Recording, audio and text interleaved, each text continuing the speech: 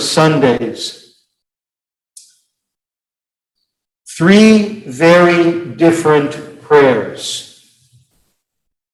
Whatever we think of the ending of the book of Job, the turning point in his story should not be missed. He repents of his own presuming to question God, though God himself declares that he has in fact spoken the truth, that is, that he has maintained God's justice against superficial caricatures. And he prays for his friends guilty of those same untrue caricatures. The prayer for the people who had been torturing him with their spurious comfort is itself an act born of the humility that accepts God's justice even when it doesn't understand it. Swift restoration now follows. Somehow, God's justice is at work not as a blind force out beyond Job and his friend, but as a strange presence, inviting them in their own relationships to taste the humility, but also the new power it brings to those who cast themselves upon it. Prayer, indeed, depends upon God's reliability and justice. If God were capricious or unjust, it would be better to remain silent. Job's prayer embodies not only his own forgiveness of his friends, but also his new humble trust in God's reliability. Intercession for his people is the central task of the Christ of Hebrews. The long passage about Jesus' fulfillment of Melchizedek's promise in Psalm 110 focuses finally on this point. The priest is there to plead to God on behalf of his people, and Jesus fulfills this role perfectly because, as the psalm says, he holds his royal priesthood in perpetuity. Unlike the Levitical priests and unlike Job, he has no sins of his own to deal with first. His central task, acted out physically on Calvary and embodied thereafter in his representative role in the heavenly realms, is to come before the Father with his sinful people on his heart. Nor is this, as in some iconography, a matter of his plaintively presenting his own suffering before an otherwise stern and unyielding Father. The Father himself appointed Jesus for this purpose, so that we should have complete assurance of salvation, being in no doubt of his eternal and all-powerful saving love for us. That same saving love, embodied in the Jesus who has set his face towards the cross, stands by the gate of Jericho as blind Bartimaeus shouts for mercy and refuses to be silenced. This time the intercession is for himself, simple, direct, and full of faith. Teacher, I want to see again. Jesus had asked him what he wanted. Have mercy on me, from a roadside beggar, would normally mean cash, but this request was altogether different. From the complexities of Job, through the ministry of Jesus Christ himself, to the simplicity of Bartimaeus, coming before God in prayer is the central God-given human task, the one by which, whether spectacularly or quietly, everything is transformed.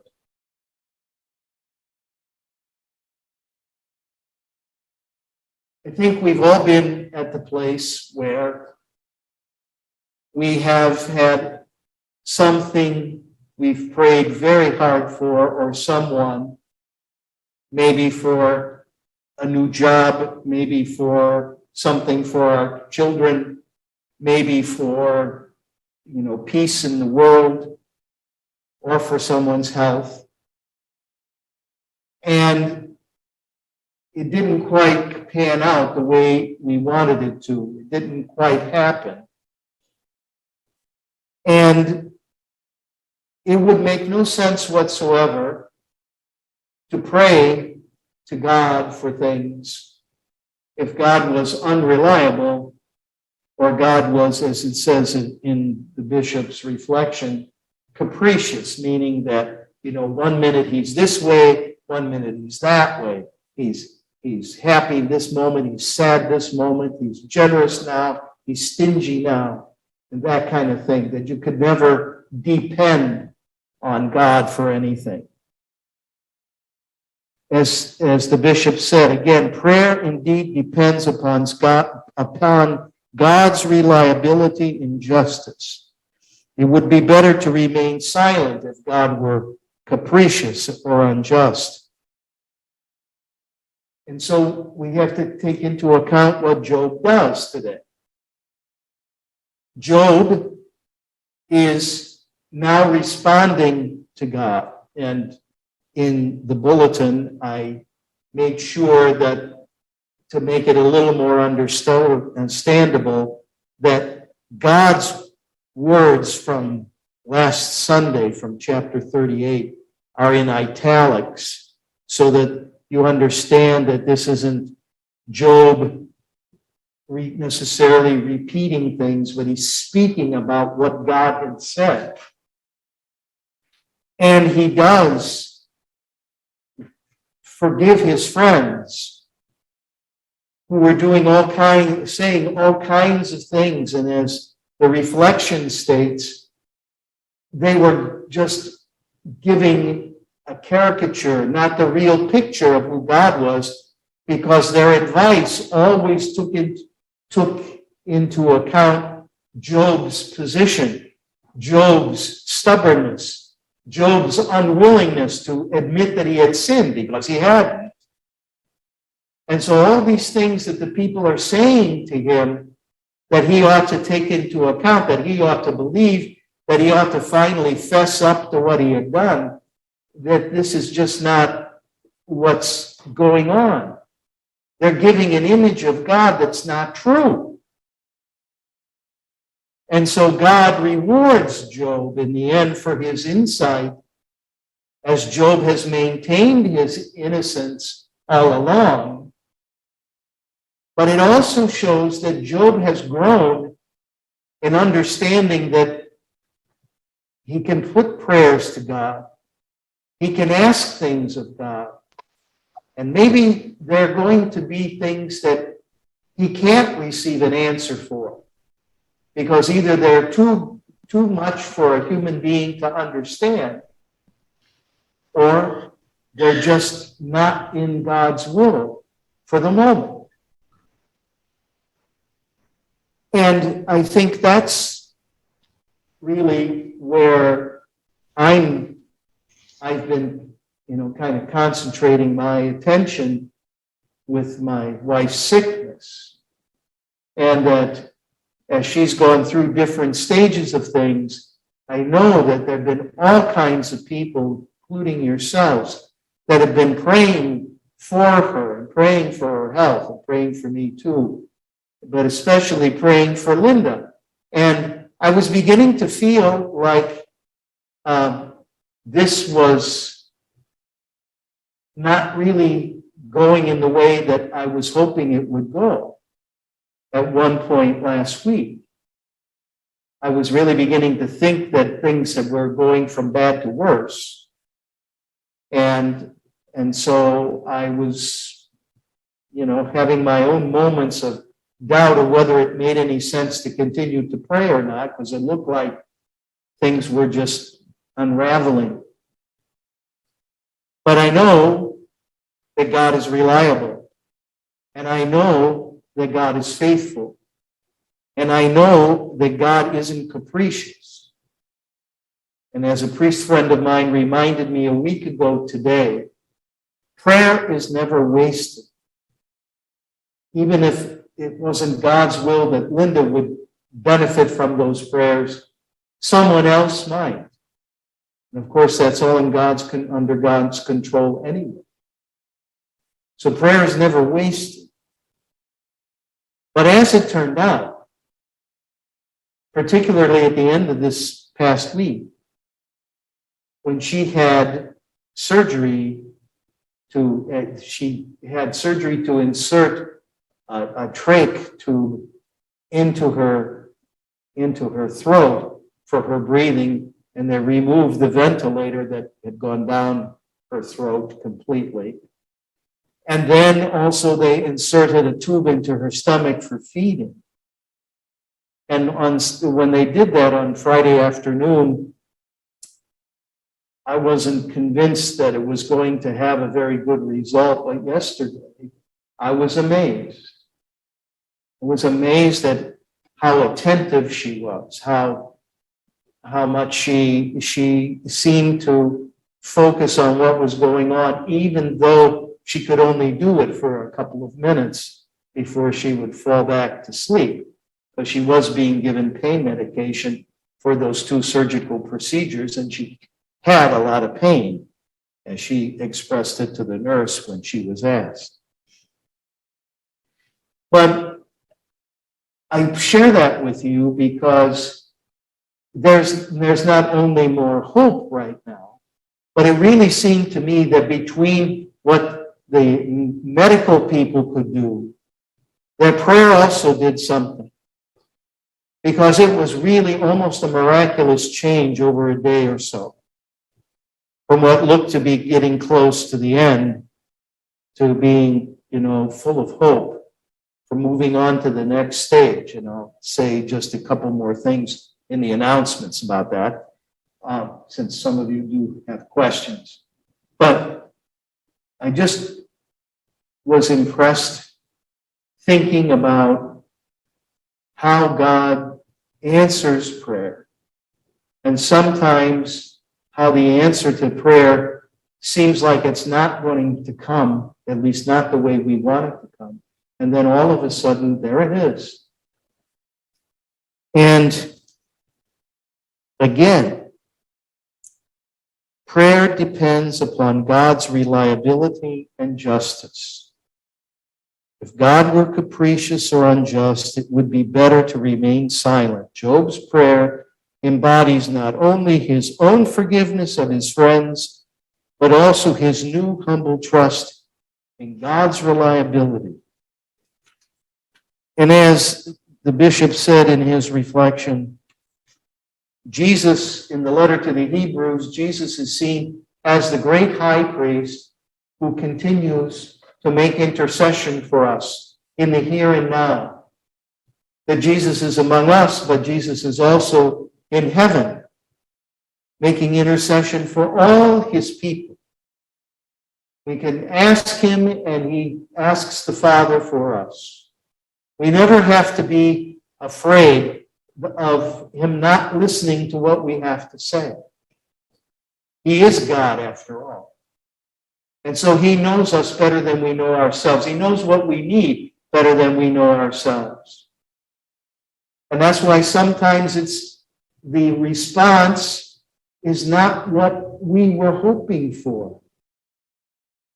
But still, it's Jesus on our side. Jesus interceding for us. Jesus praying for us.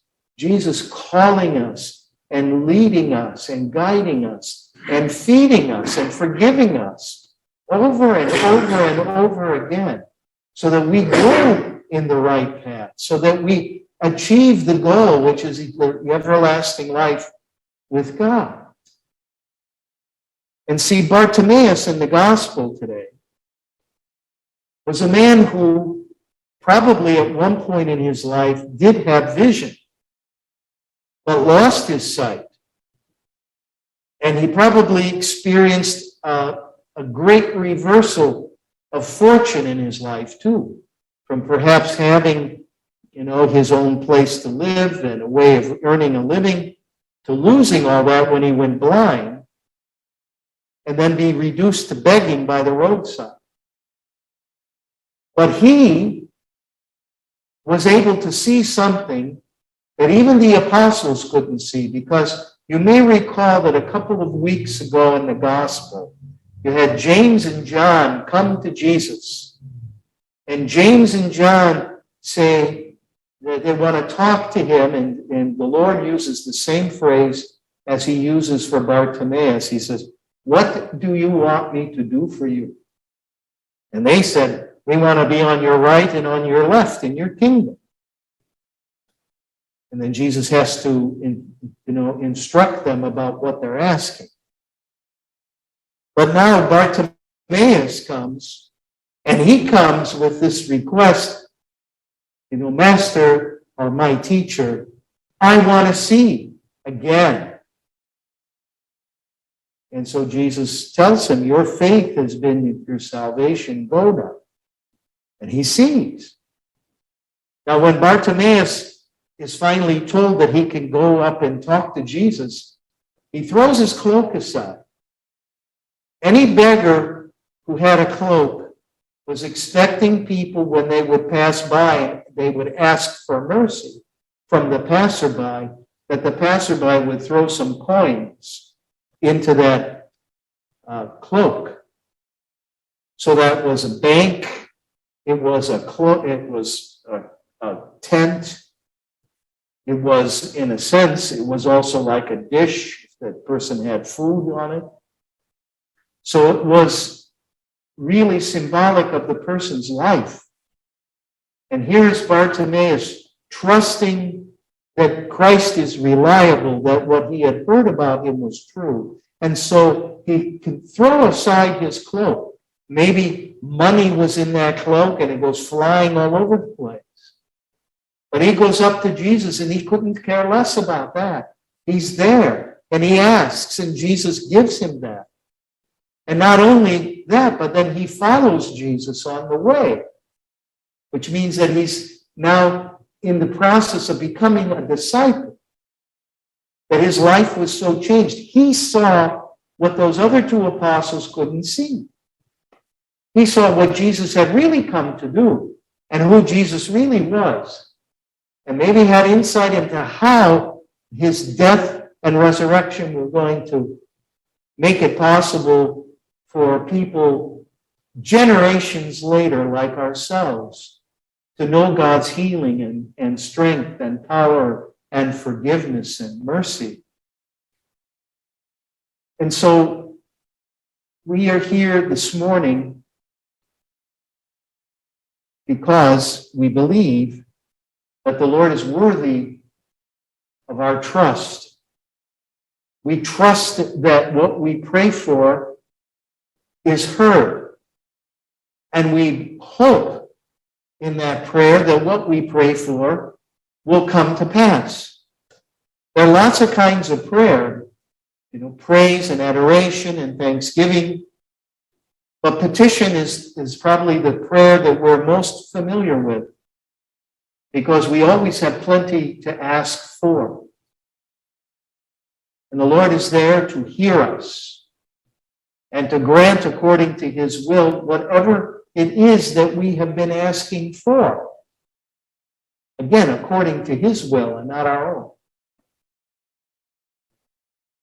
So we are invited once again today to put our hope and our trust in the one who loves us, who is reliable, who is just, who is faithful to us. In the prayers of the people, we pray every week, and really every day the church is praying for various things for this world, for the people of God, for the church, and for all those in need.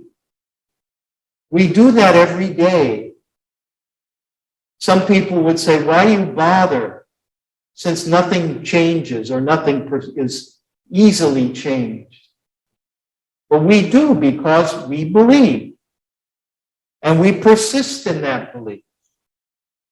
Job persisted in it, Bartimaeus persisted in it, and Jesus himself persists in that, making intercession for us with the Father. So today, Jesus once again is here in word and shortly in sacrament to unite himself anew with us and us with him, to remind us of who we are and whose we are, and that he truly is worthy of our, not only our trust, but also of our hope. So we give thanks and we ask to be renewed so that we can follow him faithfully and never shrink back from asking. Because like he said himself, ask and you shall receive, seek and you shall find, knock and it will be open to you.